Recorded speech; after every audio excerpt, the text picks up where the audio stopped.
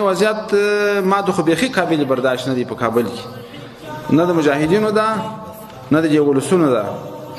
ځکه یوازې په دې وجه نه چې اوس د خلک په ناروا اخته دي، په دې وجه باندې چې زموږ دغه مبارک نظام ته تاوان رسېږي، زموږ دغه په ډېرو قربانیو ګټلی نظام دې ته تاوان رسېږي.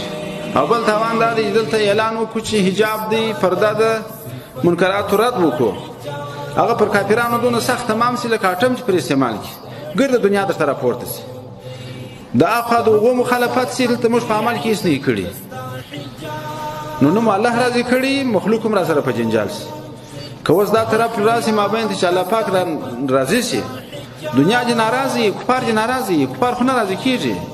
ولن ترضى عنك اليهود ولا النصارى حتى تتبع ملتهم. نو خو الله پاک وایي چې دا لنډ چې دي دا د نفي د پاره راځي، لانې تاکیدیه نه د نفي د پاره راځي د آینده ټولې زمانې د پاره. په آینده ټوله زمانه کې الله پاک وایي چې یهودو نصارا ستاسو نه راضي کېږي، د قیامت نه راضي کېږي. نو چې نه راضي کېږي هغه نه راضي کېږي.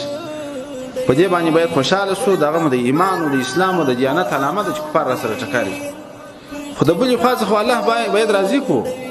د الله جل جلاله د رضا لار هغه دا چې موږ د خپل مسؤلیت ته په کلکه باندې په عزم باندې ودرېږو. فرقې مو د مجاهدینو ډکې، قومندانۍ مو د مجاهدینو ډکې، حوزې مو د مجاهدینو ډکې، وزارتونه مو د مجاهدینو ډکې، هم ټانګ لرو، هم تیاره لرو، هم توپ لرو، هم توپکان لرو، هم امکانات لرو. په دغو امکاناتو کې که بیا هم په دغه ولایت کې د کابل په مرکز کې هغه څه روان چې الله پاک د منع کېدلو امر کړی. یا ایها النبی قل لازواجک وبناتک ونساء المؤمنین یدنین علیهن من جلابیبهن. صریح امر دی، د حجاب امر دی. که دغه امر موجود دی، د دې امر د وجود سره سره زه هم والي صاحب روان یم، خلک ښځې له سمخې تېرېږي باک نه پکوم، ولسوال صاحب هم روان یي، خلک د ښځې له سمخې تېرېږي باک نه پکوو، د امر بالمعروف مسؤل روان یي،